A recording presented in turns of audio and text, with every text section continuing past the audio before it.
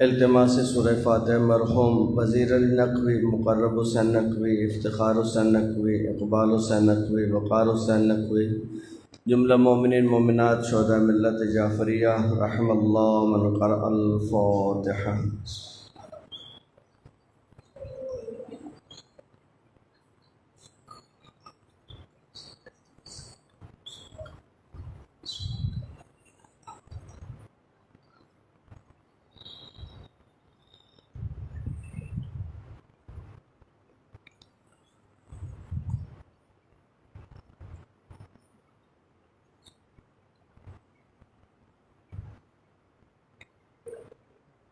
ماشاء اللہ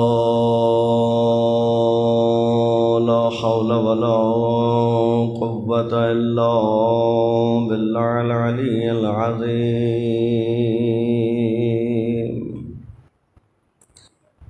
اعوذ باللہ من الشیطان اللعین الرجیم، بسم اللہ الرحمن الرحیم۔ الحمد للہ رب العالمین باری الخلائق اجمعین، ثم الصلاة والسلام علی سیدنا و نبینا و شفیع ذنوبنا و طبیب قلوبنا حبیبنا و حبیب الہ العالمین ابی القاسم محمد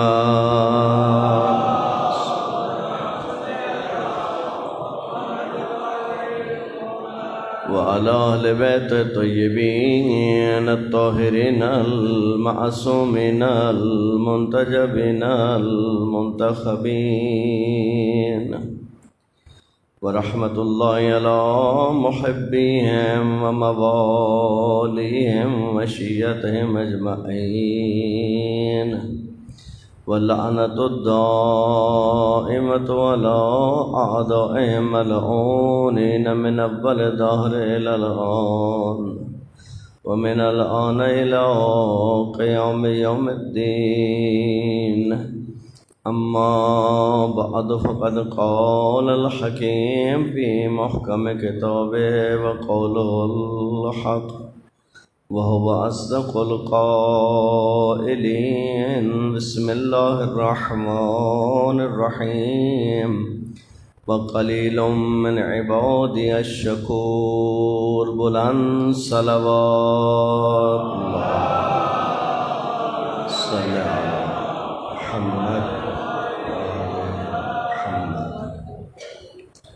خداوند کریم آپ کے ان دعاؤں اور عبادات کو اپنی بارگاہ میں قبول فرمائیں، جو پریشان المومنین کی پریشانیوں کو دور فرمائیں، جن مومنین نے دعائیں ذمہ لگائیں ان کے دعائیں اپنی بارگاہ میں مستجاب فرمائیں، جو مریض ہیں بیمار کربلا کا صدقہ، خصوصاً جو کرونا کے مریض ہیں، دیگر جو مریض ہیں، بالخصوص ہمارے برادر مقرب کو شفائے کامل و عاجل نصیب فرمائیں، آقا اور مولا امام علیہ السلام کا جلد ظہور فرمائیں، آقا کے قدموں میں جامع شہادت کی سعادت نصیب فرمائیں، اپنے دعا اور عبادات کی قبولیت کے لیے مل کر بآواز بلند صلوات صلی علی محمد۔ قبل اس کے کہ مجلس کا آغاز کروں، کچھ مریضوں کی شفا یابی کی خصوصی التماس ہے، خصوصاً ہمارے برادر منظور مہدی صاحب، دیگر برادران جنہوں نے بہت زیادہ دعا کے لیے کہا، سب کی صحت و سلامتی کے لیے، جلد شفا یابی کے لیے مل کر میرے ساتھ 3 دفعہ اس آیت کی تلاوت کریں۔ بسم اللہ الرحمن الرحیم، امن یجیب المضطر اذا دعا ویکشف السوء، امن یجیب المضطر اذا دعا ویکشف السوء، امن یجیب المضطر اذا دعا ویکشف السوء۔ بر محمد و آل محمد صلوات صلی علی محمد وآل محمد۔ محترم و معزز سامعین، کربلا کے واقعہ میں جو عینی شاہد ہیں، جس کو آپ آئی وٹنس کہتے ہیں، امام سجاد علیہ السلام، اللہم صلی علی محمد وآل محمد۔ عام طور پر ہمارے یہاں جب ان دو معصوم اماموں کا نام آتا ہے تو ہمارا جو ایک عامیانہ تصور ہے امام سجاد کے بارے میں، بیمار امام، دیکھیں بیماری کربلا کے اس خاص لمحے میں انتہائی اللہ کی مصلحت ہے جس کو عام انسان نہیں سمجھ سکتا۔ دوسرے 7ویں امام ہیں، جب ان کا نام آئے تو ہم سمجھتے ہیں قیدی امام۔ امام کی 56 سال عمر ہے، 56 سال میں 14 سال لگاتار امام نے جیل میں نہیں گزارے ہیں، ملا کر 14 سال ہیں۔ آپ لگاتار بھی تصور کر لیں، زندگی سخت ہوتی ہے، 14 سال زندان آسان نہیں ہوتا، لیکن اس نقطے سے غافل نہیں ہونا چاہیے کہ 56 سال امام کی زندگی ہے، 14 میں سے 14 کو 56 سے نکالیں تو 42 سال باقی امام کی زندگی کیوں ڈسکس نہیں ہوتی ہے؟ ہم فقط اس طرف کیوں جاتے ہیں؟ امام سجاد علیہ السلام، دیکھیں امام کا جو ہمارے اوپر سب سے بڑا احسان ہے، کربلا کو زندہ ہم تک پہنچانا۔ امام کا سب سے بڑا کارنامہ اگر تاریخ میں ہے، دیکھیں آج میں اور آپ مجلس میں پڑھتا ہوں، آپ سنتے ہیں، یا دیگر علماء پڑھتے ہیں، آپ سنتے ہیں، یہ مجلس ایک اہتمام ہوتا ہے، اعلان ہوتا ہے، اشتہار لگتے ہیں، اطلاع دی جاتی ہے، پھر بھی ہم وہ کیفیت نہیں پیدا کر سکتے جو امام سجاد کے صرف کہیں چلے جانے سے پیدا ہوتی تھی۔ امام کے جانے سے، امام کسی محفل میں چلے گئے، کربلا کا نام آ گیا، بازار چلے گئے، دیکھیں امام نے آپ اور میری آنکھوں میں جو آنسوؤں کی لڑی ہے، اس کے پیچھے اگر امام سجاد کے آنسوؤں کا سیلاب نہ ہوتا تو شاید ہماری آنکھ سے آنسو پھوٹتا بھی نہیں۔ یہ امام کے آنسوؤں کا صدقہ ہے کہ آج ہماری آنکھوں میں آنسو ہیں۔ رونا کس نے سکھایا ہے؟ رونا کس نے سکھایا ہے؟ آل بیت علیہ السلام کا یہ بہت بڑا امتیاز اور بہت بڑا کمال ہے کہ کربلا کو زندہ کیسے رکھا۔ کوئی موقع امام ہاتھ سے نہیں جانے دیتے کہ کربلا کی یاد لوگوں کے زندہ دلوں سے نکل جائے۔ کھانا امام کے سامنے آتا ہے، کنیز پانی رکھتی ہے ساتھ، کنیز کہتی ہے کہ میں دیکھتی کہ آقا کے آنسو زیادہ ہیں یا یہ پانی زیادہ ہے۔ روتے آقا کہ کربلا لوگوں کو بھولے نہیں، کربلا لوگوں کے ذہنوں سے محو نہ ہو جائے۔ دیکھیں ہماری تاریخ میں 2 واقعہ بہت اہمیت کے حامل ہیں، اور معصومین نے ہم سے وعدہ کیا ہے کہ اگر تم نے 3 چیزوں کو زندہ رکھا تو ہم تمہاری زندگی کی ضمانت دیتے ہیں۔ 3 چیزوں کو تم زندہ رکھو، تمہاری زندگی کی، یعنی اس زندگی کی، اس زندگی کی بات نہیں ہو رہی، یہ زندگی تو اللہ نے دے دی ہے۔ امام جب کہتے ہیں ہم تمہاری زندگی کی ضمانت لیتے ہیں، یعنی ہم تمہاری اخروی زندگی کی ضمانت لیتے ہیں۔ وہ مشکل زندگی ہے۔ کیا زندہ رکھنا ہے تمہیں؟ تمہیں روز جمعہ کو زندہ رکھنا ہے۔ روز جمعہ بہت اہمیت کا دن ہے جمعہ۔ یعنی اتنی اہمیت کا حامل ہے یہ روز کہ اس کا جو آخری وقت ہے یعنی غروب سے قریب، اس کے اندر حکم ہے کہ آپ جتنی زیادہ صلوات پڑھ سکیں۔ دیکھیں، مجتہدین، علماء، مراجع، جن کا وقت منٹوں میں کیلکولیٹ ہوتا ہے، میں کبھی نہیں بھولتا اس واقعہ کو کہ جب ہم قم میں تھے تو ہمارے ایک آیت اللہ آصف محسنی رحمۃ اللہ علیہ، ان سے ہم برابر مسائل پوچھتے تھے، اور ان کا جو وقت ہوتا تھا سوال کے جواب دینے کا، مغرب سے 1 گھنٹہ پہلے وہ کہتے تھے بیٹا اگر کال کرنا ہو تو مجھے مغرب سے 1 گھنٹہ پہلے کال کرنا۔ وہ ٹائم عمومی انہوں نے لوگوں کے لیے رکھا تھا کہ اگر کوئی سوال کرنا چاہے تو وہ اس ٹائم پہ سوال کرے۔ میں نے ایک دن کال کی، جمعہ کا دن تھا، میں نے کال ملائی، بہت بے تکلفی سے وہ ہمیں جواب دیتے تھے۔ میں نے پوچھنا شروع کیا، میں نے کہا قبلہ کچھ سوال ہے؟ تو کہنے لگے کہ آپ کو نہیں معلوم کہ آج جمعہ ہے؟ میں نے کہا آقا معلوم ہے جمعہ ہے، میں تو سوال اس لیے کہ جمعہ کو چھٹی ہوتی ہے۔ کہنے بیٹا آج نہیں کل پوچھ لینا، اس لیے کہ آج جمعہ ہے اور یہ وقت آل بیت پر صلوات بھیجنے کا وقت ہے۔ اللہم صلی علی محمد وآل محمد۔ جمعہ کے دیگر مزایا، جمعہ کا خطبہ، نماز جمعہ، دیکھیں اس وقت آپ کو جو غذا ہر ہفتے مل سکتی ہے، دیکھیں غذا کی ضرورت ہے، غذا کی ضرورت سے انکار نہیں کیا جا سکتا۔ جس طرح ہر وقت جسمانی غذا کی ضرورت محسوس ہوتی ہے، صبح بھی کھاتے ہیں، زور میں بھی کھاتے ہیں، رات کو بھی کھاتے ہیں، دن میں بھی جو ٹائم ملتا کھاتے ہیں، کبھی کسی نے کہا بھائی اتنا کیوں کھاتے ہیں؟ اگر کہے کہ بھائی آج میری تیسری مجلس ہے، کہا بس مجلس سے ہی سنتے ہیں۔ لا حول ولا قوت الا باللہ، کیا ہو گیا بھائی؟ بس مجلس سے ہی سنتے ہیں، یہ کیا زنندہ جملہ ہے؟ اللہ کا شکر کرو کہ تمہیں اگر مجلس میں آنے کا وقت ملتا ہے اور تم وقت نکال سکتے ہو۔ یہ جو وقت نکل آتا ہے بچ یہی جاتا ہے، بچ کے اسی نے رہنا ہے۔ ایک آدمی کے پاس 100 روپیہ ہے، اس نے 30 روپے کسی غریب کو دے دیے، تو دوست نے کہا آپ کے پاس 70 روپے بچ گئے؟ کہا نہیں 30 روپے بچے ہیں، 70 تو نہیں بچے ہیں۔ بچے تو وہ ہیں جو اللہ کی راہ میں دے دیے ہیں۔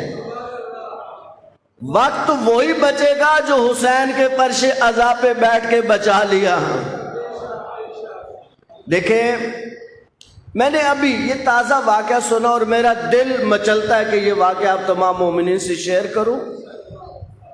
ایک ایرانی عالم ہے، بہت مشہور عالم تھے، واعظ یزدی کے نام سے، بہت مشہور نام تھا، کثرت سے مجالس پڑھتے تھے، یعنی اتنا مجالس کا لوڈ ہوتا تھا کہ اگر صاحب خانہ جس کے اشرف پڑھ رہے ہیں وہ مجلس کے بعد کہے قبلہ میرے یہاں چائے پی لیجئے، کہتے بیٹا چائے کا ٹائم نہیں ہے، میں آگے مجلس میں پہنچنا ہے۔ اتنا ٹائٹ شیڈول آدمی، ایک مومن کے گھر مجلس پڑھ رہے، وہ کہتا قبلہ میرے پاس چائے پی لیں، کہنے بیٹا مجھے اگلی مجلس میں جانا ہے، معذرت چاہتا ہوں۔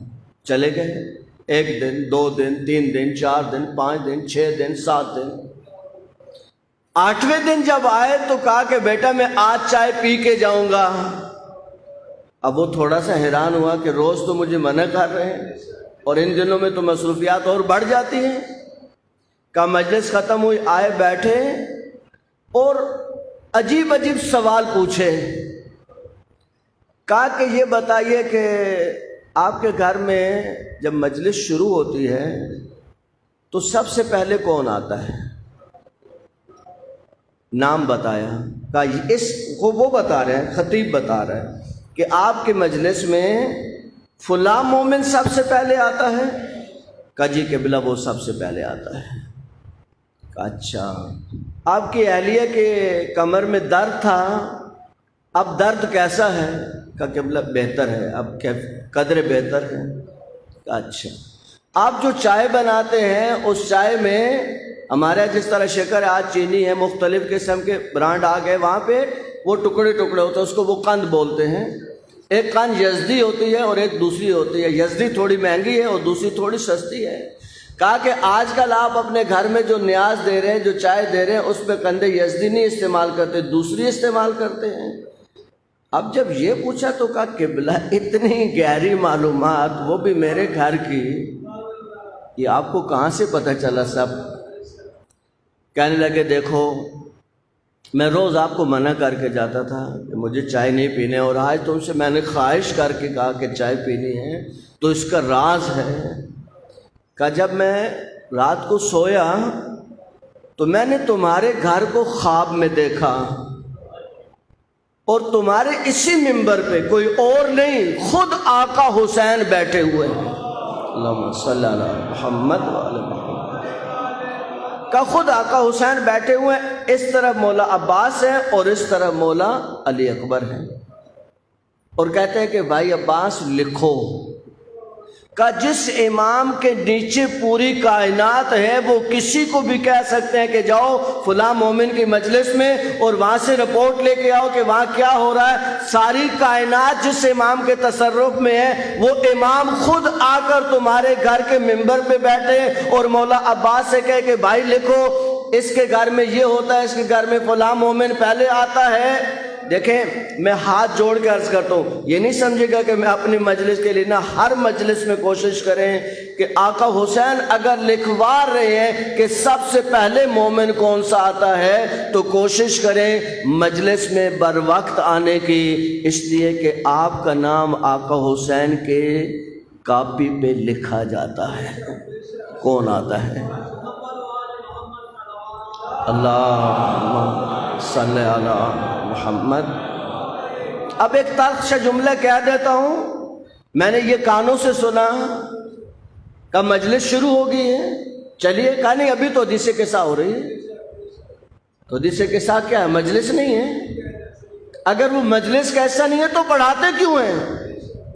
کہ چلیے، کہنے ابھی تو مرثیہ ہو رہا ہے۔ اللہ کے بندے کیا کہہ رہے ہو بھائی؟ اچھا کر کیا رہے ہیں؟ چلے کوئی بہت ضروری کام ہے، آفس میں بیٹھے ہوئے ہیں، میٹنگ میں بیٹھے ہو، تو انسان کو سمجھ آتے چلو بھائی دفتر ہے، میٹنگ ہے، بہت ضروری کام ہے۔ گھر میں بیٹھے دوستوں کے ساتھ ڈرامہ دیکھ رہے ہیں، فیس بک چیک ہو رہی ہے، یعنی آپ کے نزدیک فیس بک کو چیک کرنا ثواب زیادہ رکھتا ہے یا اتنی دیر فرش عزا پہ بیٹھنا زیادہ ثواب رکھتا ہے؟ اب فیصلہ کیجئے۔ یہ فیصلہ ہمیں کرنا پڑے گا کہ وقت کدھر جا رہا ہے۔ وقت جا رہا ہے، اور یہ مولا میر کا جملہ کہ وقت تمہیں تلوار ہے، وقت تلوار ہے جو مسلسل تمہیں کاٹ رہا ہے، اگر تم نے اس کو صحیح استعمال کیا تو استعمال کیا، وَإِلَّا یہ تمہیں کاٹتا ہوا گزر جائے گا۔ وقت کو مولا نے تلوار سے تشبیہ دی ہے، تلوار کاٹتی ہے، اگر اپنے ہاتھ میں ہو تو آپ کسی اور کو کاٹیں گے، وَإِلَّا یہ آپ کو کاٹے گی۔ وقت تیزی سے گزرتا ہے، اور کتنا سکون ہوتا ہے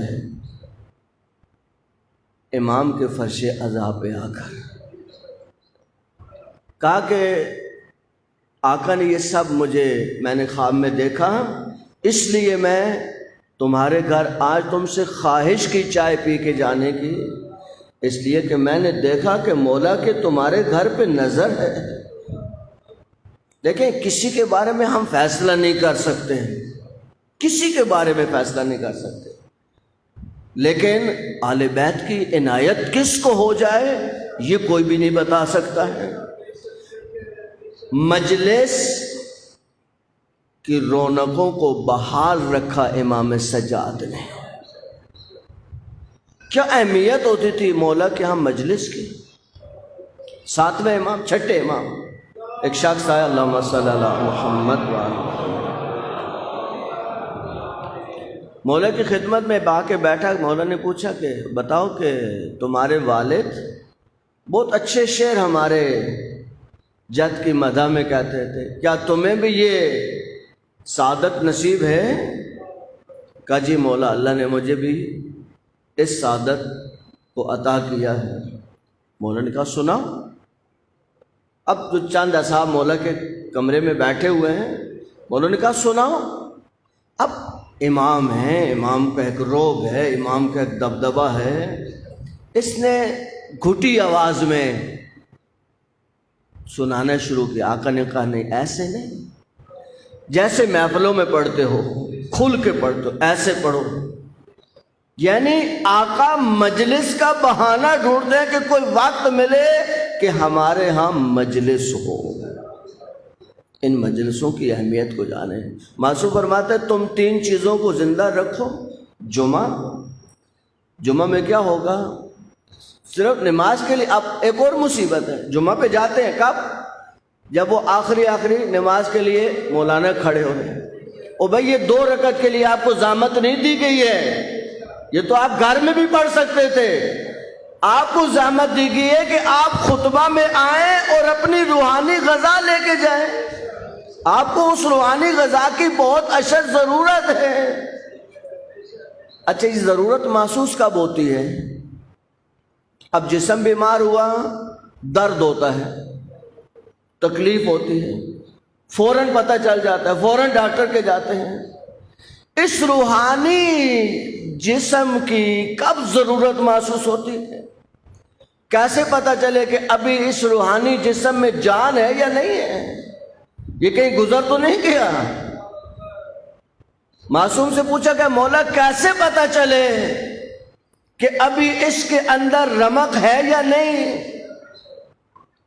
مولا نے کہا اس کو نصیحت کرو، اس کو نصیحت کرو، آیت پڑھو، روایت پڑھو، وہ واقعہ سناؤ۔ اگر اس پہ اثر ہو جائے تو سمجھ لو کہ ابھی روح باقی ہے، ابھی روح مردہ نہیں ہوا، ابھی ضمیر مردہ نہیں ہوا ہے۔ اچھا، سنائیں گے کب؟ دروازہ کھٹکھٹائے، یعنی بھائی آؤ گے تو سنائیں گے، مجلس میں آؤ گے تو سنائیں گے۔ اچھا، مجلس کے کتنے پارٹ ہو گئے؟ حدیث کے ساتھ الگ ہو گئے۔ وہ بیچارہ تقریباً اکیلے ہی پڑھتا ہے، تقریباً۔ میں تو ان کے ہاتھ چومنے کو تیار ہوں جو مجلس سے پہلے حدیث کے ساتھ پڑھتے ہیں۔ کتنا حوصلہ چاہیے، اکیلا بیچارہ، 1-2 مومن زیادہ سے زیادہ بیٹھے ہیں۔ اس کے بعد مرثیہ والا ہے، اس کو بھی لاکھوں سلام ہے۔ اس کے بعد ہماری باری آتی ہے، ہمارے ساتھ تو ابھی آپ کا سلوک اچھا ہے۔ اس کے بعد ایک اور مرحلہ آتا ہے، ہمارے بعد بھی ایک مرحلہ آتا ہے ماتمداری کا۔ وہ مخلوق کہاں سے آتی ہے ہمیں تو آج تک سمجھ نہیں آئی، وہ کہاں رہتی ہے؟ یعنی حسین حسین کرتے آپ فرش عزا پہ کھڑے ہو جاتے ہیں، جس فرش عزا پہ بیٹھنا آپ کو نصیب نہیں ہے۔ کیوں نہیں بیٹھتے ہیں؟ کیوں نہیں بیٹھتے؟ نہ بیٹھنے کی کوئی وجہ بتائیں۔ آپ کو وہ ہدایت کہاں سے نصیب ہوگی؟ آپ کو پتہ کہاں سے چلے گا کہ آقا حسین کا مقصد کیا تھا، آقا حسین چاہتے کیا تھے؟ دیکھیں، امام کا ایک جملہ زندگیوں کو بدل سکتا ہے، لیکن سنے تو صحیح، کانوں پہ تو جائے۔ دیکھیں، سمجھنے کے لیے ایک واقعہ کافی ہوتا ہے، سمجھنے کے لیے۔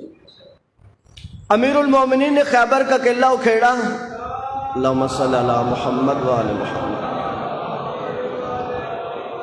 ایک یہودی دیکھ رہا تھا، اس وقت وہ مسلمان نہیں ہوا، اللہ کہ یہ کم معجزہ نہیں تھا، خیبر کے قلعے کو اپنے ہاتھ پہ اٹھا لینا یہ کوئی کم معجزہ نہیں تھا، لیکن اس وقت وہ مسلمان نہیں ہوا۔ لیکن جب مولا امیر کے گلے میں کپڑا ڈالا گیا، اس نے فوراً کلمہ پڑھا، فوراً کلمہ پڑھا۔ اس سے کہا کیا ہوا تمہیں؟ کہا مجھے سمجھ آ گئی کہ اس بندے کا ہر کام اللہ کے لیے ہے، اس بندے کا ہر کام اللہ کے لیے ہے، اس لیے کہ میں نے آنکھوں سے دیکھا جب اس بندے نے خیبر کے قلعے کو کھیڑا، جس نے خیبر جیسے قلعے کو ہاتھ پہ اٹھا لیا، اس مخلوق کو بھگانا تو علی کے لیے کوئی بڑا کام نہیں ہے، لیکن اس کا خاموش ہو جانا اور اس کا اتنی مصیبت کو برداشت کر جانا یہ بتاتا ہے کہ اس کا ہر کام صرف اس اللہ کے لیے۔ عبرت کے لیے تو کافی ہوتا ہے عزیزو، لیکن آنکھیں تو کھلیں، پتہ تو چلے۔ 2 مہینہ 8 دن مجلسیں ہیں، ایک مجلس تو کم از کم مومن ڈیلی سنتا ہے۔ کتنی مجلسیں سنی؟ کم از کم 70 مجلسیں سننے کے بعد اگر نہ گھر میں اخلاق ٹھیک ہو، نہ بچوں سے اخلاق ٹھیک ہو، نہ گھر والوں سے اخلاق ٹھیک ہو، نہ رشتہ داروں سے معاملات بہتر ہو، نہ بہن بھائیوں سے تعلقات ٹھیک ہو، تو کیا سنا؟ کیا سنا؟ کہا جمعہ کو زندہ رکھو۔ کیوں؟ جمعہ میں کیا ملے گا؟ جمعہ کے اندر حکم ہے نا، خطیب کے لیے حکم ہے کہ وہ کیا کرے؟ لوگوں کو واعظ و نصیحت کرے۔ اوصیکم بتقوی اللہ، میں تمہیں تقوی الہی کی وصیت کرتا ہوں۔ جب آپ سنیں گے تو سمجھ آئے گا کہ ہاں یہ یہاں میری مسٹیک ہے، یہ نہیں ہونا چاہیے، یہ اہل بیت مجھ سے نہیں چاہتے ہیں۔ دیکھیں ہم مجلسوں میں آتے ہیں، یہ بہت پرانا جملہ ہے میرا، ہم مجلسوں میں آتے ہیں واپس نہیں جاتے ہیں۔ آپ کہنے مولانا ہم تو جائیں گے واپس، اب مجلس ختم ہوگی آپ دیکھیں گا ہم گھروں میں ہوں گے۔ ہم آتے ہیں واپس نہیں جاتے، یعنی جو لیتے ہیں یہاں چھوڑ کے چلے جاتے ہیں۔ اگر یہاں سے کچھ گھر چلا جائے تو وہ تبدیلی نظر آئے گی۔ دیکھیں عزیزو، جب تبدیلی آتی ہے تو اس کے آثار نمودار ہو جاتے ہیں۔ کیسے پتہ چلتا ہے کہ انسان اندر سے تبدیل ہو گیا ہے؟ کیسے پتہ چلتا ہے کہ اس پہ امام کی بات اثر کر گئی ہے؟ کیسے پتہ چلتا ہے اس کا ضمیر بیدار ہو گیا ہے؟ وہ لاکھوں کا مجمع چھوڑتا ہے، وہ دنیا چھوڑتا ہے، وہ اقتدار چھوڑتا ہے، وہ شہرت چھوڑتا ہے اور حر بن کے حسین کے قدموں میں آتا ہے۔ دنیا دیکھ لیتی ہے۔ تبدیلی ایسی چیز نہیں ہے جو نمودار نہ ہو، انسان کے کردار سے پھوٹتی ہے۔ پھر انسان ادھر ادھر نہیں دیکھتا ہے، انسان صرف آقا حسین کی طرف دیکھتا ہے۔ اب آقا کی طرف جانا ہے تو آقا کی طرف جانا ہے۔ دنیا والے کیا کہیں گے؟ بھاڑ میں گئی دنیا، ہمیں دنیا سے کیا لینا دینا؟ ہمارا دنیا سے کام کیا ہے؟ ہمارا دنیا سے تعلق کیا ہے؟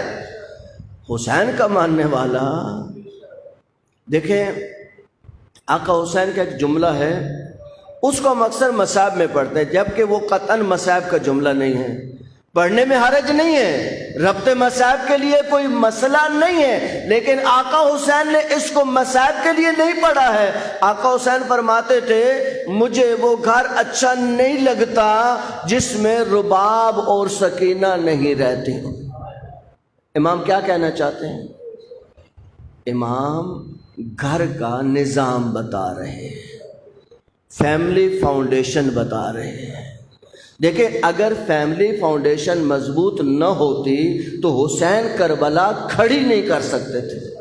آقا حسین کی کربلا کھڑی ہوئی ہے اس لیے کہ گھر کی بنیادیں اتنی مضبوط ہیں کہ بچہ ہے تو جان دینے کو قربان، بھانجا ہے تو جان دینے کو قربان، بھتیجا ہے تو جان دینے کو قربان، بہن ہے تو جان دینے کو قربان، بھائی ہے تو جان دینے کو قربان۔ تو عزیزو یہی فیملی فاؤنڈیشن ہے۔ اللہم صلی علی محمد۔ گھر کی بنیادیں اگر مضبوط ہوں، مضبوط بنیادیں، عقیدتی بنیادیں، فکری بنیادیں، دیکھیں آقا حسین نے، اب میں مصائب تو نہیں پڑھ سکتا ہوں لیکن سمجھانا ضروری ہے، بالکل مصائب کا جملہ ہے۔ آقا حسین نے جب عسکر کو مانگا تو رباب سے کہا کہ کیا رباب میں لے جاؤں؟ کہا آقا آپ میرے وقت کے امام ہیں، آپ صرف میرے شوہر نہیں ہیں، آپ میرے وقت کے امام ہیں، آپ مجھ سے کیوں پوچھ رہے ہیں؟ آپ کا امر ہمارے لیے امر ہے۔ یعنی بی بی رباب نے کیا سمجھایا؟ دیکھو امام کا حکم آ جائے تو پھر اپنی کوئی بات نہیں رہتی ہے، اپنی کوئی رائے نہیں رہتی ہے، حکم امام پہ کیا رائے ہوتی ہے؟ کہا جمعہ کو زندہ رکھو، جمعہ میں آؤ، خطبہ سنو، اور جو تمہاری کریکشن ہونی ہے وہ کرو، اپنی کوتاہیوں کو، اپنی خامیوں کو ڈھونڈو، ہر انسان میں خامی ہے۔ امام کے پاس ایک شخص آیا، کہا کہ مولا مجھے نصیحت کریں۔ مولا نے کہا لا تغضب، غضبناک نہیں ہوا کرو۔ یہ چلا، امام جملہ کہا اور یہ امام کی محفل سے اٹھ کے چلا۔ تھوڑا باہر نکلا، دیکھا کہ ایک شخص ہے جس نے کوئی بدتمیزی کی، اس کو انتہائی غضب ہوا، لیکن فوراً کنٹرول کیا کہ امام نے کہا لا تغضب، غضب نہیں ہونا، غضبناک نہیں ہونا۔ تھوڑا آگے گیا، پھر کوئی ایسا واقعہ ہوا، پھر امام کی نصیحت یاد آئی، پھر رک گیا۔ گھر میں جانے تک، یعنی امام سے اٹھ کے گھر تک جانے تک 3 دفعہ ایسا ہوا، اور تینوں دفعہ اپنے آپ کو روکا تو سمجھ آئی کہ امام نے اس کی نبض پہ ہاتھ رکھا کہ تیری مشکل جو ہے وہ غضبناک ہونا ہے۔ یہ کہاں سے پتہ چلا؟ ایک اور شخص امام کے پاس آیا، اس نے مولا سے کہا مولا مجھے نصیحت کریں۔ امام نے فرمایا لا تعجل، جلد بازی نہیں کیا کرو۔ اس کی مشکل غصہ نہیں ہے، اس کی مشکل غصہ نہیں ہے، اس کی مشکل جلد بازی ہے۔ آپ انصاف سے بتائیں کہ آپ کے یہاں کتنے پرابلمز ہیں اس وقت؟ رشتے میں جلد بازی، 1000 مصیبتوں کا پیش خیمہ، کاروبار میں جلد بازی، 1000 مصیبتوں کا پیش خیمہ، انویسٹ کرنے میں جلد بازی، 1000 مصیبتوں کا پیش خیمہ۔ آئمہ نے سب سمجھایا ہے، یہ تو ہماری مشکل ہے کہ ہم نے مجلسوں کا رخ کچھ اور کر دیا ہے، ہم کچھ پڑھتے نہیں ہیں، ہم کچھ اور کہتے ہیں، آپ کی ضرورت کچھ ہے اور ہم کچھ پڑھتے ہیں۔ یہ کس کی ضرورت نہیں ہے؟ یہ کس کی ضرورت نہیں ہے؟ میں کتنے لوگوں کو جانتا ہوں جو جلد بازی کی وجہ سے اس وقت ہاتھ ملتے ہیں، کہتے ہیں مولانا جلد بازی ہو گئی، کیا کریں؟ تم سے کیوں جلد بازی ہوئی؟ کہ تو نے مجلس امام میں یہ سنا نہیں کہ جلد بازی کتنے نقصان دیتی ہے۔ جلد بازی، امام نے کہا لا تعجل، جلد بازی نہیں کرو۔ کسی کی مشکل جلد بازی ہے، کس کی مشکل غصہ ہے، کسی کی مشکل غضبناک ہونا ہے، کسی کی مشکل کنجوس ہونا ہے، سانپ کی طرح پیسے پہ بیٹھا ہوا، کدھر لے جاؤ گے اس کو؟ جو تم اپنے پہ بھی خرچ نہیں کر رہے، اولاد پہ بھی خرچ نہیں کر رہے، رشتہ داروں پہ خرچ نہیں کر رہے، اس کو لے کے کہاں جانا ہے؟ یہ وبال جان ہے تمہارے لیے، اس دنیا میں بھی اور اس دنیا میں بھی۔ اس دنیا میں استعمال نہیں کر رہے، دنیا کا وبال ہے، اس دنیا میں امتحان دینا کہاں سے لے کے آئے تھے؟ کہاں سے کمایا تھا؟ اچھا پھر کمایا کیوں تھا؟ اگر کما کے تم اپنے واجبات نہیں پورے کر رہے، بہت سے لوگ ہیں، بہت سے جوان ہیں، ان کو اس بات کا علم نہیں ہے۔ دیکھیں حج پہ جانا واجب کب ہوتا ہے؟ جب آپ کے پاس حج پہ جانے کے اخراجات ہوں۔ اچھا حج پہ جانا تب واجب ہے، درست ہے۔ اپنے آپ کو مستطیع کرنا واجب ہے، یعنی میں کوشش کروں کہ میرے پاس اتنے پیسے جمع ہو جائیں کہ میں حج پہ جاؤں، نہیں واجب نہیں ہے۔ اپنے آپ کو مستطیع کرنا واجب نہیں ہے، اگر مستطیع ہو گئے تو حج واجب ہو جائے گا۔ شادی کرنا واجب نہیں ہے، شادی نبھانا واجب ہے۔ الٹ ہو گیا مسئلہ، شادی کر لی، وہ بیچاری گھر میں بیٹھی فاقے کاٹ رہی، میں کیا کروں، کوئی کام نہیں ہے۔ تو آپ نے یہ پنگا کیوں لیا؟ آپ نے یہ پنگا لیا، اب آپ پہ واجب ہے مولانا میں کیا کروں، میرا اسٹیٹس ہے۔ تمہارا کیا اسٹیٹس ہے؟ تمہارا اسٹیٹس امیر المومنین سے زیادہ ہے۔ امیر المومنین یہودی کے باغ میں کام کرتے تھے اور تو کہتا ہے میں ٹھیلا لگاؤں،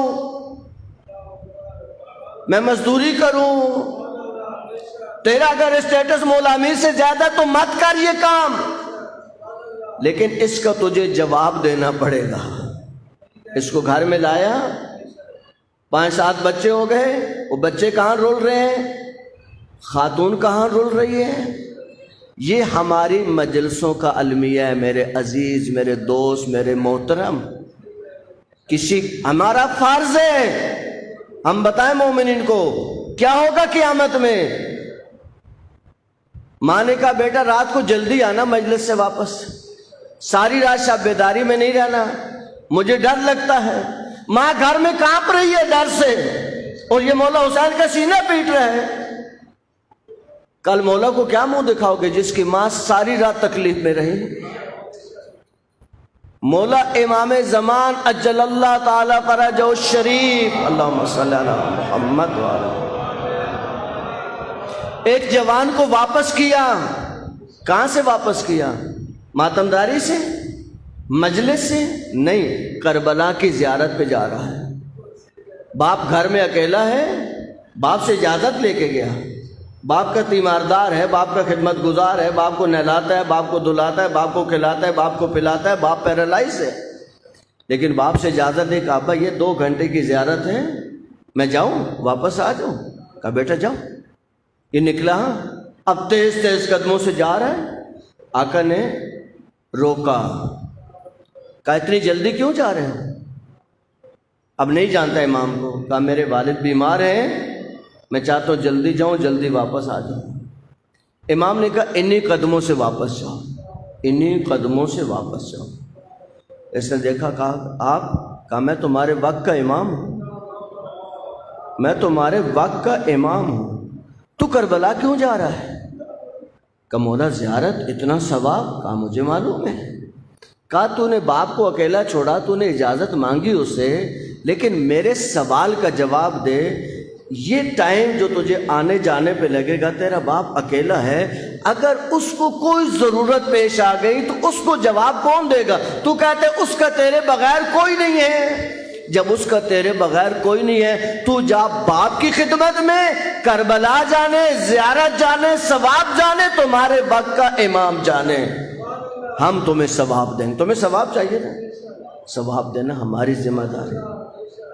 ماں باپ کو یوں رولا، میں کئی جوانوں کو جانتا ہوں، اماں ہم ساری زندگی تیری خدمت کریں گے، 10 دن کے لیے تو کربلا جانا ہے، اب کیا ساری زندگی آپ کے لیے بیٹھے رہے؟ آ رہا ہوں 10 دن میں واپس آ جاؤں گا۔ یہ کس لہجے کے ساتھ تو کربلا جا رہا ہے؟ کیا منہ دکھائے گا امام کو جا کے؟ تو کیا سمجھتا ہے کہ امام کو نہیں پتا تیرے حالات کا؟ تو بیٹھ، ماں کی خدمت کر اور آقا سے اس کا اجر لے۔ دیکھیں زیارت کیا چیز ہے۔ میں بہت سے لوگوں کو جانتا ہوں جو کربلا سے زیارت کیے بغیر واپس آئے، اور بہت سے لوگوں کو جانتا ہوں جو کربلا نہ جا کر بھی حسین کے زائر ہیں۔ زیارت کیا چیز ہے؟ زیارت اس قلبی رابطے کا نام ہے جو آقا کے ساتھ جڑ جانے کا نام ہے۔ مومن گھر میں ہے، تکلیفوں میں ہے، مصائب میں ہے، حالات کی مشکلات ہیں، لیکن جب دل بھر آتا ہے تو کربلا کا رخ کر کے کہتے ہیں السلام علیکہ یا ابا عبداللہ۔ دیکھیں ماں باپ کی اہمیت کو سمجھے، ماں باپ کی قدر کو سمجھے۔ آئمہ کے ہاں ماں باپ کا بہت بڑا مقام ہے۔ یہ جملہ پوری ذمہ داری کے ساتھ کہہ رہا ہوں۔ ماں باپ کون ہے امام کے لیے اہمیت نہیں رکھتا۔ ضروری نہیں ہے کہ تیرے ماں باپ مومن ہو، نیک ہو تو ان کی خدمت کر۔ تیرا باپ کافر بھی ہے تو تیرے پہ خدمت واجب ہے۔ تو اس سے نہیں پوچھا جائے گا کہ تیرے کافر باپ کی کیوں خدمت کی، وہ تیرا مسئلہ نہیں ہے، وہ اس کا مسئلہ ہے۔ ایک شخص امام کی خدمت میں آیا، کہا مولا میرے باپ پہ حد جاری ہونی ہے، حاکم نے اس پہ حد جاری کرنے کا حکم دیا ہے۔ کہا مولا وہ تو کسی اور وجہ سے اس پہ حد جاری ہو رہی ہے، لیکن میں جانتا ہوں کہ یہ آپ کی دادی حضرت زہرا سلام اللہ علیہا کا دشمن ہے۔ اللہم صلی علی محمد۔ یہ بی بی کا دشمن ہے، میرا باپ ہے لیکن بی بی کا دشمن ہے۔ کہ مولا اس کے اوپر حد جاری ہونی ہے، کیا آپ مجھے اجازت دیتے ہیں؟ مولا نے کہا درست ہے ہمارا دشمن ہے لیکن تیرا باپ ہے، تمہیں میں اجازت نہیں دوں گا۔ ائمہ کو سمجھیں، ائمہ کی تعلیمات کو سمجھیں، ائمہ کا مزاج سمجھیں۔ ہمارے اپنے استاد احدی وہ کہتے ہیں کہ ہم مشہد مقدس امام رضا علیہ السلام میں اللہم صلی علی محمد ایران میں جب یعنی تعطیلات ہوتی ہیں گرمیوں کی تو تقریباً مراجع علماء بزرگان تقریباً یہ مشہد میں اسٹے کرتے ہیں۔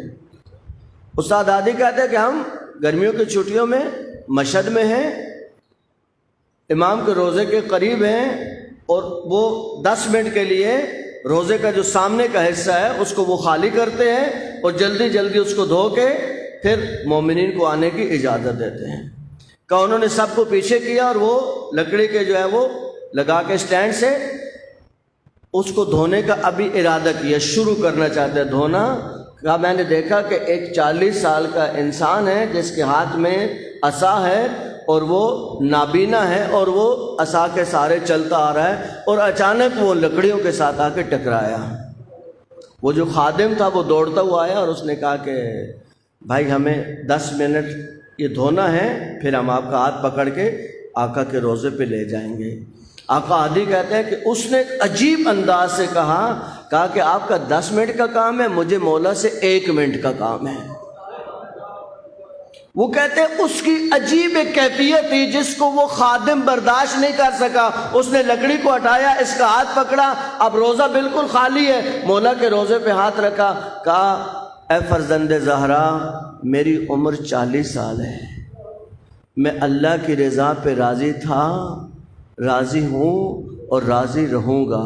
میں مادر ذات نابینا ہوں، یعنی میں جب دنیا میں آیا تھا تو میری آنکھیں نہیں تھیں، لیکن آقا اب مشکل یہ ہو گئی ہے کہ میرے گھر میں میری ماں کی خدمت کرنے والا کوئی نہیں بچا ہے، صرف میں ہوں کہ ماں کی خدمت کر سکتا ہوں، لیکن آنکھوں سے نابینا ہوں، خدمت نہیں کر سکتا ہوں۔ آقا اگر آپ چاہتے ہیں کہ میں ماں کی خدمت کروں تو مجھے آنکھیں عطا کر دیں۔ کہا کہ یوں کہا تو آنکھوں میں نور پھوٹ گیا۔ اب سمجھ آیا؟ اللہم صلی علی محمد وآل محمد۔ ماں باپ کیا چیز ہے؟ آل بیت کی نظر میں آل بیت ان رشتوں کو پروان چڑھانے کا حکم دیتے ہیں۔ ایک جملہ عرض کرتا ہوں، دیکھیں ہر دروازے کی چابی ہوتی ہے نا، اس دروازے کی چابی الگ ہے، اس کی الگ ہے، اس کی الگ ہے، لیکن یہ جو تالا بنانے والے ہوتے ہیں ان کے پاس ایک ماسٹر کی ہوتی ہے جس سے ہر تالا کھل جاتا ہے۔ ماں باپ کی دعائیں ماسٹر کی ہیں، ماں باپ کی دعائیں ماسٹر کی ہیں، جو تالا کھولنا ہے وہ کھل جائے گا۔ دعا لینا سیکھو، دعا لینا سیکھو۔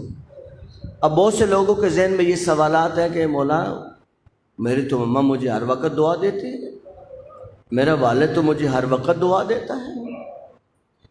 کہتے ہیں ایک جوان، انتہائی خوبرو جوان، دیندار جوان فوت ہوا۔ آیت اللہ بہجت جتنے عارف انسان کے علاقے کا یہ شخص ہے، جوان ہے، اس کے رشتہ داروں نے ان سے تقاضا کیا کہ قبلہ آپ آ کر اس کی تلقین پڑھیں۔ وہ کہتے ہیں جب میں اس کی قبر کے قریب آیا تو دیکھا کہ اس کی قبر کے گرد شیطان ناچ رہے ہیں، شیطان ناچ رہے ہیں۔ عام انسان تو نہیں دیکھ سکتا یہ منظر، جن کی آنکھیں کھل جاتی ہیں، جو اہل بیت کے در پہ جھک جاتے ہیں، ان کو بہت کچھ نظر آتا ہے۔ کہا میں نے دیکھا اور میں بہت پریشان ہوا۔ میں نے پوچھا کہ اس کے والدین کون ہیں؟ کہا کہ وہ سامنے جو کھڑے ہیں اس کے والدین ہیں۔ کہا میں نے والدہ کو چھوڑ دیا اور والد کا ہاتھ پکڑ کے ان کو ایک طرف لے گیا۔ اور وہ عالم فرماتے ہیں کہ دیکھیں والد اور والدہ میں ایک ٹیکنیکل فرق ہے۔ ماں جتنا بھی اوپر سے ناراض ہو جائے وہ دل سے کبھی ناراض نہیں ہوتی، اوپر اوپر سے کہتی رہے گی، لیکن دل سے بہت مشکل سے ناراض ہوتی ہے۔ اور اللہ نہ کرے کسی کی ماں دل سے ناراض ہو جائے، اس کا کھانا خراب ہے۔ کہا کہ باپ آسانی سے ناراض نہیں ہوتا ہے، باپ میں قوت برداشت بہت ہوتی ہے، لیکن جب ناراض ہوتا ہے تو دل سے ناراض ہوتا ہے۔ یہ بہت بڑا فرق ہے۔ آج کے جوان اس کو نوٹ کر لیں۔ کہا کہ میں نے اس کو کہا کہ آپ کا بیٹا کیا کرتا تھا؟ کہا میرا بیٹا بہت نیک تھا، یہ محفلیں لگاتا تھا، لوگوں کو مسئلے بتاتا تھا، یہ ہوتا تھا وہ ہوتا تھا۔ جب محفل جم جاتی تھی تو میں بھی بیٹھا ہوتا تھا محفل میں۔ اب بزرگوں کا ایک مزاج ہوتا ہے کہ وہ لقمہ دینا چاہتے ہیں، بزرگ لقمہ نہ دے یہ ہو نہیں سکتا، بزرگوں کا مزاج ہے لقمہ دینا۔ اب جوان کی اپنی جوانی ہے، وہ مسئلہ بتا رہا ہے، محفل جمی ہوئی ہے، کہتے ہیں میں نے ایک دفعہ لقمہ دیا تو اس نے کہا ابا میں بتا رہا ہوں نا، میں بتا رہا ہوں۔ کہا میں چپ ہو گیا۔ کہا ایک دفعہ پھر ہوا، پھر میں نے لقمہ دیا، پھر اس نے مجھے کہا کہ ابا میں بتا رہا ہوں نا۔ کہا 3 دفعہ بھری محفل میں اس نے مجھ سے کہا کہ ابا میں بتا رہا ہوں۔ کہا وہ دل میں خلش ہے میرے۔ کہا تمہارا بیٹا بڑی مشکل میں ہے، اس کی قبر کے گرد شیطان ناچ رہے ہیں، اور جب تک تم معاف نہیں کرو گے اس کی مشکل حل ہونے والی نہیں ہے۔ کہتے ہیں میں نے اس کو واسطے دیے، اس نے دل سے معاف کیا۔ کہا جب میں آیا اور اس کی قبر کے گرد سے شیطان بھاگ چکے تھے، کیونکہ شیطان اس وقت تک رہتا ہے جب تک وہ کارروائی کر سکتا ہے۔ ماں باپ کے ساتھ آج کوشش کریں، دیکھیں یہ میرا خطاب بچوں سے نہیں ہے، یہ میرا خطاب جوانوں سے نہیں ہے۔ میں بچے کے لفظ استعمال کر رہا ہوں باہر۔ آپ کی داڑھی اور میری داڑھی اگر سفید بھی ہے تو ماں باپ کے لیے ہم بچے ہیں، ماں باپ کے لیے بچے ہیں۔ کوشش کریں، اگر ماں باپ خدا نہ خواستہ کسی کے ماں باپ ناراض ہیں، میں یہ جملہ واپس ذمہ داری سے عرض کر رہا ہوں، جس کے ماں باپ ناراض ہیں اس سے اہل بیت کبھی راضی نہیں ہو سکتے، اس کو کنفرم کرا لیں کسی عالم سے۔ آغا سیستانی کو لے کے کہ ایک مولانا نے ممبر پہ بیٹھ کے یہ جملہ کہا کہ اگر کسی کے ماں باپ راضی نہیں ہیں تو اس سے اہل بیت راضی نہیں ہو سکتے۔ اگر کوئی میرے خلاف جواب آیا تو مجھے ضرور بتائیے گا۔ میں نے اتنے بزرگ علماء سے باتیں سنی کہ ہم یقین کے مرحلے پر ہیں۔ از ایک واقعہ اور چند جملے مصاحب کے کہ ایک جوان ایک عالم کے پاس آیا، کہا کہ قبلہ میں جو کام بھی کرتا ہوں ہوتا نہیں ہے، ہر کام میں رکاوٹ ہے۔ یہ جملہ ہمیں کتنے لوگ کہتے ہیں، کتنے لوگوں نے ہم سے کہا مولانا جو کام شروع کرتے جس کام میں ہاتھ ڈالتے کام آگے نہیں بڑھتا ہے۔ وہ کہتے ہیں کہ دیکھیں جو عالم ہے وہ سمجھتا ہے، وہ سمجھتا ہے۔ اس نے کہا کہ آپ کی ماں تم سے کبھی ناراض تو نہیں ہوئی؟ کہا ایک دفعہ کچھ ہوا تھا میں نے معافی مانگ لی تھی۔ کہا نہیں تم نے صحیح معافی نہیں مانگی ہے، ابھی اس کے دل میں گرا ہے، یعنی معاف کر دی اس نے لیکن وہ دل اس کا ابھی اس طریقے سے کلیئر نہیں ہوا۔ تم جاؤ اور صحیح طریقے سے ماں سے معافی مانگو۔ کہتا گھر آیا، ماں کو کمرے میں لے گیا، قدموں پہ سر کو رکھا، دھاڑ دھاڑ رونا شروع کیا۔ کہا ماں اس دفعہ جو گستاخی ہو گئی تھی اس وقت بھی معافی مانگی تھی، اب تو اسے واپس معافی مانگتا ہوں۔ کہا بیٹا یہ معافی ہے، یہ اس وقت تو تم نے لوگوں کو دکھانے کے لیے معافی مانگی، لوگ دیکھ رہے تھے، اس کو معافی نہیں کہتے ہیں۔ ماں کو دل سے راضی کریں، باپ کو دل سے راضی کریں۔ جن کی جاب نہیں ہے، جاب کے لیے کتنے مومن پریشان ہیں۔ میں آپ کو گولڈ گفٹ دے کے جا رہا ہوں اگر اس کو سنبھال سکیں۔ مجھے اسی آپ کے شہر کراچی کے ایک مومن نے یہ واقعہ سنایا کہ مولانا میری جاب چھوٹ گئی اور میں کثیر العیال تھا، یعنی میرے بچے زیادہ تھے، میں بہت مشکل میں آ گیا۔ تو کہا ظاہراً کھارا در میں اگر میں بھولوں نہیں تو کہا ایک مولانا یوسف ہوتے تھے۔ کہا میں ان کے پاس گیا اور کہا کہ قبلہ میں بڑی مشکل میں ہوں اور بچے بھی میرے زیادہ ہیں۔ کہا کہ آپ کے والد زندہ ہیں؟ کہا نہیں میرے والد کا انتقال ہو گیا ہے۔ کہا والد کی قبر پہ جائیں اور والد کی قبر پہ بیٹھ کے اپنے لیے دعا کریں۔ من جملہ جہاں دعائیں قبول ہوتی ہیں یا والد زندہ ہو تو دعا قبول ہوتی ہے، اور والد نہیں ہے تو والد کی قبر پہ جائیں. کہا میرے والد حیدرآباد میں دفن تھے. کہا میں گھر والوں کو بتائے بغیر، وہاں پہ میرے بھائی ہوتے تھے ان کو بھی نہیں بتایا. میں یہاں سے گاڑی پکڑی اور سیدھا حیدرآباد اترا، سیدھا قبرستان گیا، وہاں بیٹھ کے دعا کی، دعا کر کے سیدھا گھر واپس آیا. جب گھر پہنچا تو اس وقت یہ موبائل کی آفت نہیں ہوتی تھی. کہا کہ مجھے جو ہے وہ گھر والی نے کہا کہ تقوی صاحب یہ نمبر ہے اور اس نمبر سے صبح سے کافی کالیں آ چکی ہیں، اور اس مومن نے کہا کہ جب تقوی صاحب آئیں تو میری بات کروا دیں. کہا کہ وہ میرے دوست تھے، میں نے ان کو کال کی تو کہا کہ بھائی میرے پاس ایک جاب آئی ہوئی ہے، آپ فوراً آ جائیں، میں وہ جاب آپ کو دینا چاہتا ہوں. عزیزان، ان باتوں کو ہلکا نہیں لیں، ان باتوں کو وسوسہ نہیں آنے دیں. ماں باپ کا کیا رابطہ ہوتا ہے؟ مجلس ہو، سب کے والدین کا تذکرہ کروں، اپنے والد کو بھول جاؤں تو ضمیر پہ بوجھ رہے گا. مجھے یاد ہے میں نے قوم سے ایک دفعہ والد کو فون کیا، میں نے کہا والد آپ میرے لیے دعا کریں. والدہ کہتی ہے کہ مولانا وہ 15 منٹ صبح کی نماز کے بعد الگ بیٹھتے تھے اور کہتے تھے مولانا نے مجھے قوم سے فون کیا ہے.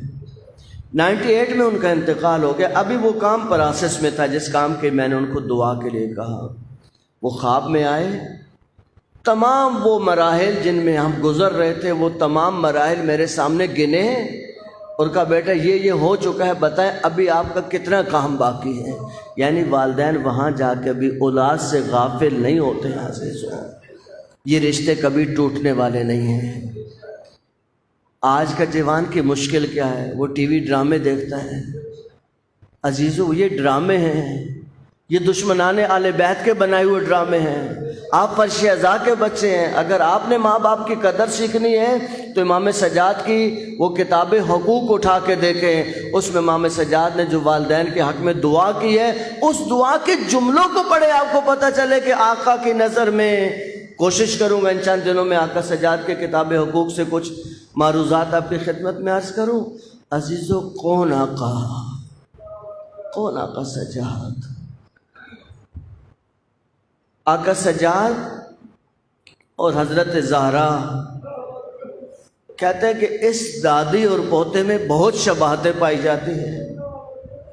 ایک شباہت یہ ہے کہ دونوں کے بال جوانی میں سفید ہو گئے. ایک شباہت ہے. آقا کے بال سفید ہو گئے تھے 22 سال کی عمر میں، اور دادی کے بال سفید ہو گئے تھے 18 سال کی عمر میں. دادی ان افراد میں شمار ہوتی تھی جنہوں نے دنیا میں بہت گریہ کیا، اور آقا سجاد بھی انہی لوگوں میں شمار ہوتے ہیں جنہوں نے دنیا میں بہت گریہ کیا. دادی کی کمر بھی جوانی میں جھک گئی تھی، پوتے کی جوانی میں کمر جھک گئی تھی. لیکن عزیزو ایک فرق ہے ان کے مصائب میں. بی بی پہ بھی مصائب کے پہاڑ ٹوٹے، آقا سجاد پہ بھی مصائب کے پہاڑ ٹوٹے. لیکن بی بی جب اپنے مصائب کا تذکرہ کرتی تو تھوڑا سا تفصیل بتاتی تھی، تھوڑی تفصیل کو ذکر کرتی تھی، زیادہ نہیں. کہتی تھی صبت علی مصائب لو انا صبت الایام سرنا لیالیا. لیکن عزیزو جب آقا سجاد سے کوئی پوچھتا نا آقا کہاں مصائب زیادہ دیکھے، کہاں تکلیفیں زیادہ آئیں، کہاں زیادہ دل ٹوٹا، عزیزو کچھ بھی نہیں کہتے تھے. فقط ایک جملے کو 3 بار کہتے تھے، شام شام اے شام. بعض علماء کہتے آقا شام کا نام 3 دفعہ کیوں لیتے تھے؟ کہا شاید اس لیے دربار، بازار اور یزید کے دربار میں جانا یہ آقا کو 3 دفعہ وہ تکلیفیں جو آقا سجاد کبھی نہیں بھول سکتے. آقا سجاد کیسے بھولے وہ منظر؟ آقا سجاد فرماتے ہیں میں اپنی پھوپھی اماں کے ساتھ ہوں اور ہم شام کے اندر داخل ہوئے ہیں. السلام علیک یا ابا عبداللہ وعلی الارواح التي خلت بفنوه علیک منی السلام اللہ ابدا. بقيت بقي الليل والنهار ولا جعل الله آخر اللحظ مني لزيارتكم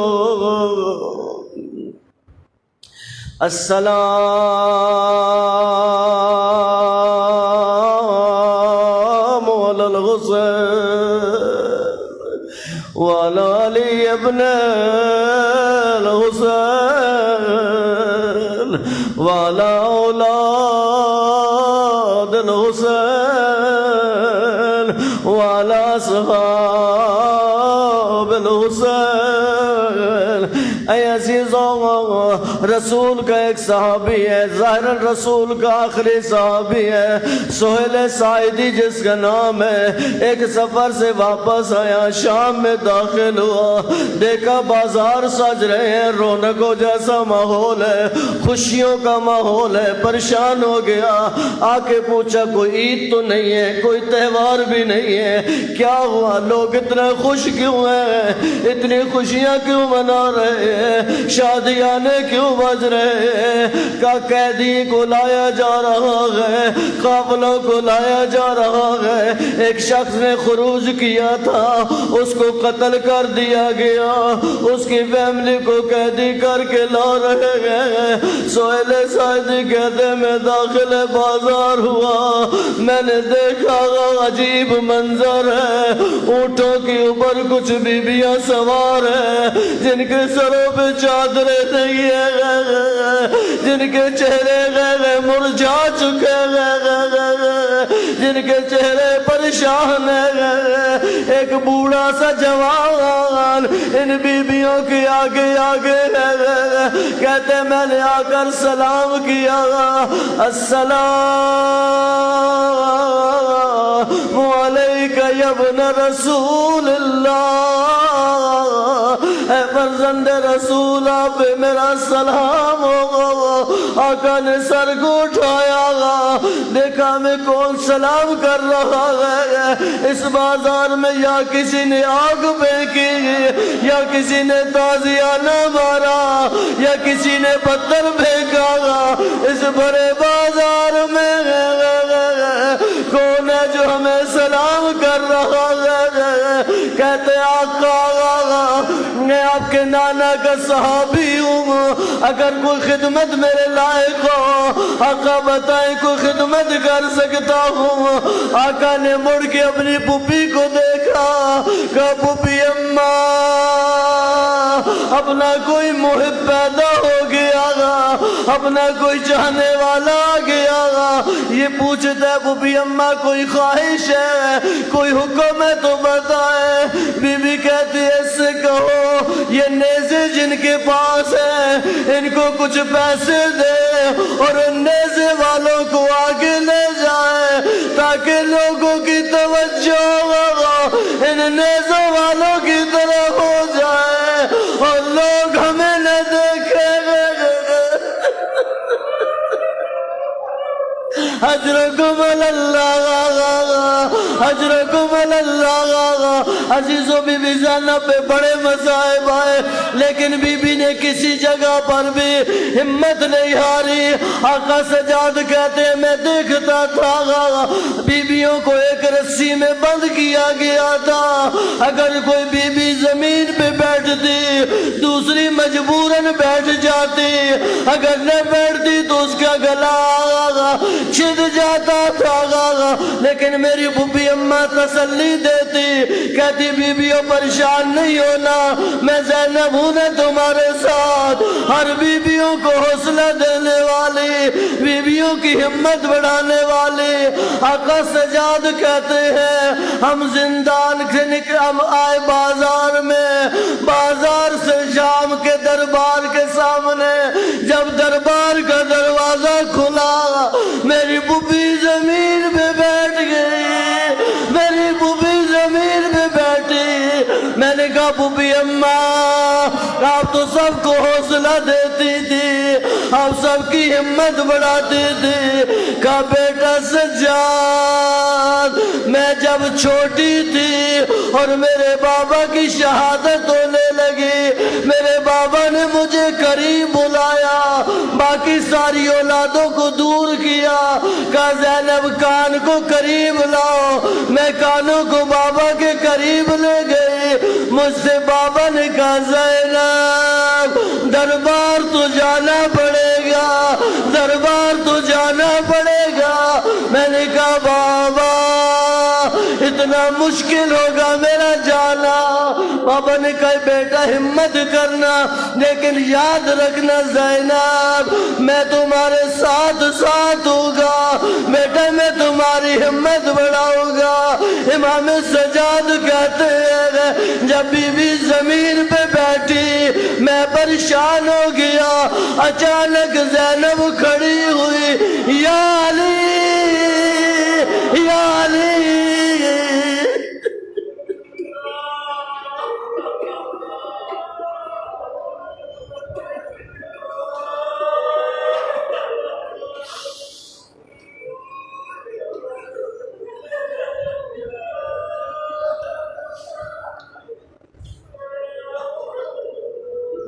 الا ولعنت اللہ علی القوم الظالمین وسیعلم الذین ظلموا ای منقلب ینقلبون۔ یا اللہ ہمارے اس قلیل توسل کو اپنی بارگاہ میں قبول فرما، جو پریشان المومنین کی پریشانیوں کو دور فرما، جتنے مرحومین اس دنیا سے رخصت ہوئے جن کے نام لیے گئے، محمد علی خان ابن دولت خان، باقی جو نام لیے سب کو جوار اہل بیت، سب کو جوار اہل بیت علیہ السلام میں جگہ نصیب فرما، ان کے قبروں کو نور اہل بیت سے منور فرما۔ جو مومنین مریض ہیں، خصوصاً ایک مومنہ کے بارے میں کہا گیا کہ وہ وینٹیلیٹر پہ دعا کرے، سب مل کر بیمار کربلا کے صدقے ان سب مومنین کو جو بیمار ہیں، خصوصاً ہمارے برادر منظور مہدی صاحب، یہ مومنہ سب کو شفا کامل و عاجل نصیب فرما۔ یا اللہ جو پریشان المومنین کی پریشانیوں کو دور فرما، جو مقروض ان کے قرض ادا فرما، جو بے اولاد ان کو اولاد نصیب فرما، جو بے روزگار ان کو روزگار نصیب فرما، جو حج و زیارت کی تمنا رکھتے ہیں علیم بذات الصدور، ان کی دعاؤں کو اپنی بارگاہ میں مستجاب فرما، مقامات مقدسہ کی رونقوں کو بحال فرما، ہمارے جوانوں کو اپنے ماں باپ کو خوش رکھنے کی توفیق نصیب فرما۔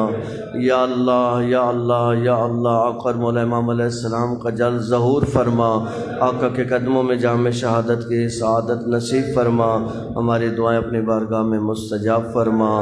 رب صلی علی محمد وعلی محمد وعجل فرجہ۔